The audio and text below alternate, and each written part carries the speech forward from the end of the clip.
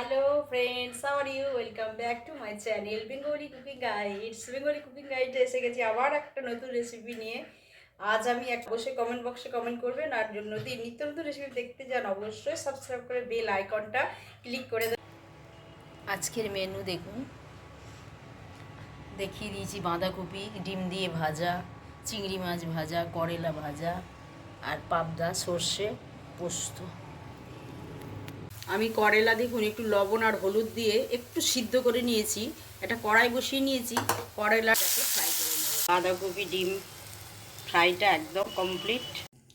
চিংড়িগুলো কেমন চলছে দেখুন, ভেজে দিলাম লঙ্কা হলুদ আর একটু জিরে গুঁড়ো। পাবদা আছে, আজ পাবদার রেসিপি হবে। সবের প্রথমে